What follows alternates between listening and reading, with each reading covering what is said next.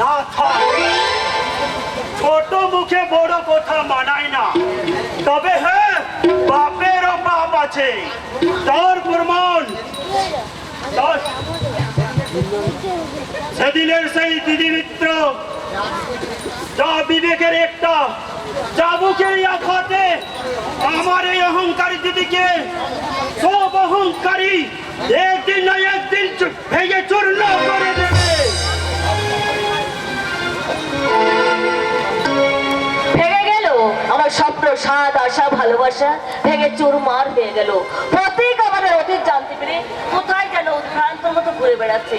তবে কি তাকে সব কথা জানি আমি ভুল করে ফেলেছি? না না, আমি কোনো ভুল করিনি, কারণ সে এখন বড় হয়েছে। তাকেই তো নিতে হবে, তাকেই তো নিতে হবে।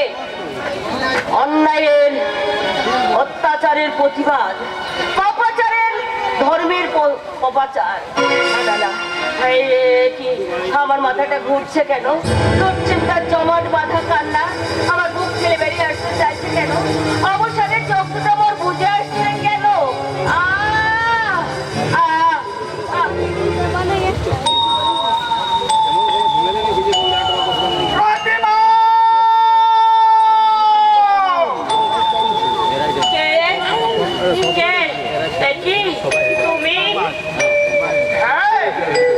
আমি তোমার স্বামী মাস্টার মশাই, আমার স্ত্রী হয়ে তুমি এমন আত্মপ্রবঞ্চনা করছো কেন?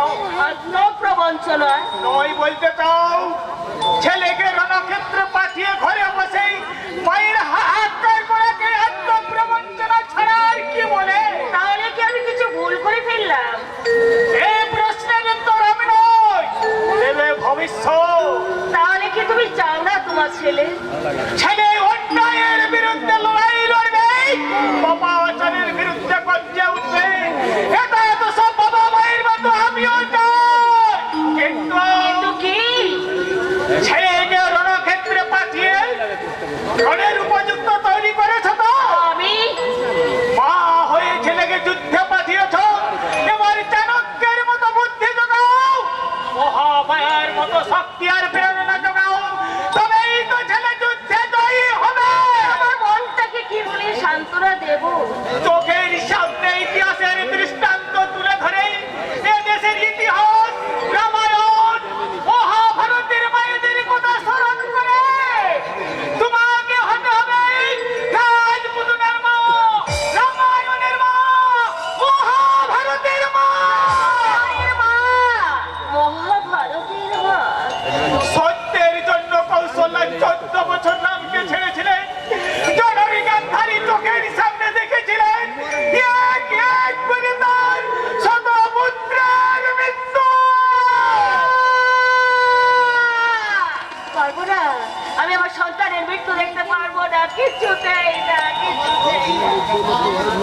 আমার প্রতীক সত্য আর ন্যায়ের প্রতিষ্ঠা করতে গিয়ে সে যে বলি হবে না তা কেউ বলতে পারে? ইতিহাস বলে নদীর এক কুল ভাগে আর অন্য কুল বলে, তাই তোমার মনের প্রতিশোধ স্পৃহার আগুন নেভাতে প্রতীক হবে তার নিয়তির হাতের পুতুল।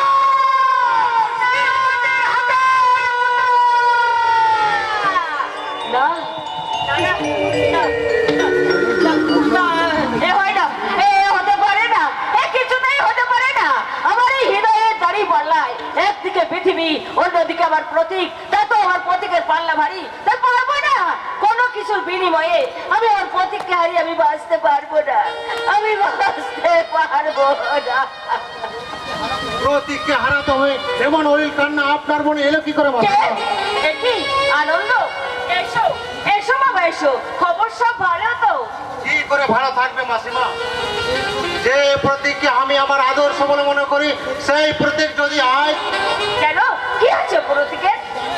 ইদানিং কেমন যেন হয়েছে, মুখে হাসি নেই, সব সময় কি যেন চিন্তা করে।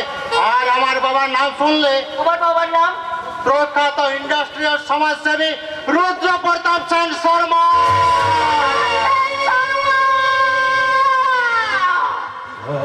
কি হলো মাসিমা? নাম কি চমকে উঠলেন কেন? জানেন নাকি আমার বাবাকে? না না না না, আমি চিনি না। হ্যাঁ মাসিমা, সমাজসেবী হিসাবে আমার বাবার তুলনা হয় না। গরিব মানুষের দুঃখে তার প্রাণ সর্বদাই কাঁদে ওঠে, তাই সব সময় অকাতরে দান ধ্যান। আনন্দ, তুমি একটু বসো, আমি তোমার জন্য একটু চা করে নিয়ে আসি, কেমন? একটু কি ব্যাপার, কিছুই তো বুঝতে পারছি না। বাবার নাম শুনে কর্তিকের মতো মাসিমাও কেমন যেন হয়ে গেছে। সব মিলিয়ে একটা রহস্যময় অন্ধকার জমাট বেঁধে আছে। তবে সেই কি রহস্য? সব রহস্য লক্ষ্য ভেদ করবি, এত বড় তীরন্দাজ তুই রহস্য। কিন্তু এটা তো মিথ্যা নয় যে মানুষের অসাধ্য কিছু নেই। না, মিথ্যা। এই বিজ্ঞানের যুগে মানুষের অসাধ্য অনেক কিছুই আছে, আর তা যদি না থাকতো তাহলে ঈশ্বর বলে কিচ্ছুই থাকতো না। তুই ঈশ্বর মানিস? আরে নিশ্চয় মানি। ঈশ্বরের অস্তিত্বকে অস্বীকার করলে নিজেকেও যে অস্বীকার করা হয় বন্ধু। যাক, একটা কথা সত্যি জবাব দিবি? আরে তুই আমাকে কোনোদিনও মিথ্যা কথা বলতে শুনেছি যে আজ তুই আমাকে প্রশ্ন করছিস? তাহলে বল, তুই আমাকে এভাবে এড়িয়ে যাচ্ছিস কেন?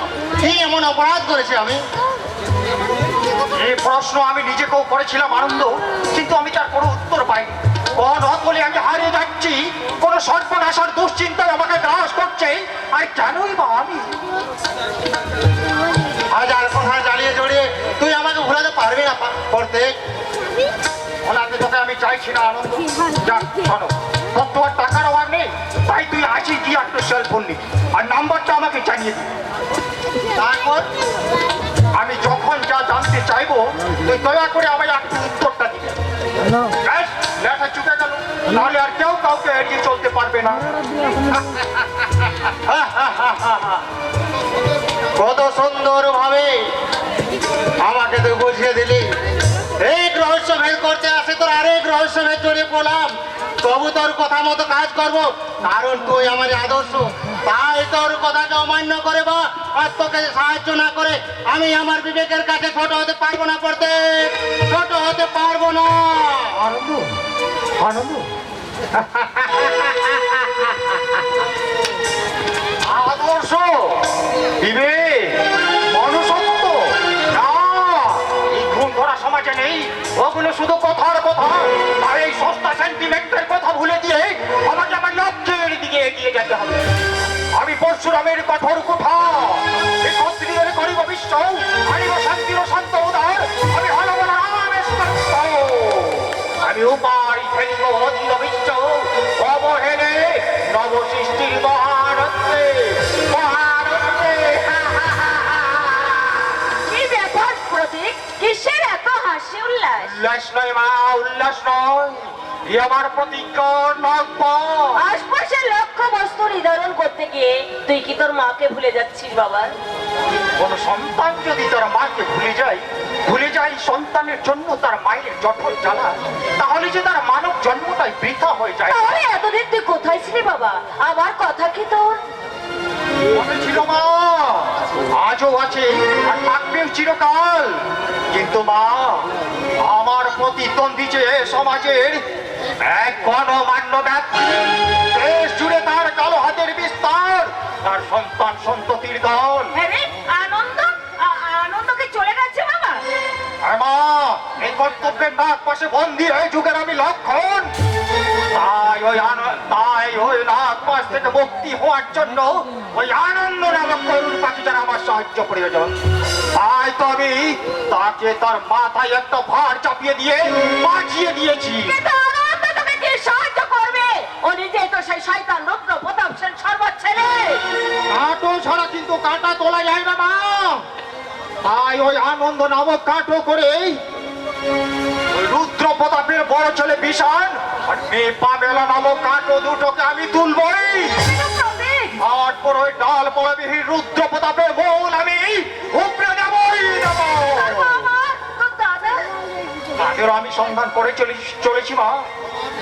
আমার দেওয়া নিঃসরণ সঙ্গে নিয়ে আমি পাতি পাতি করে তাদের অনুসন্ধান করছি, কিন্তু তবু তাদের আমি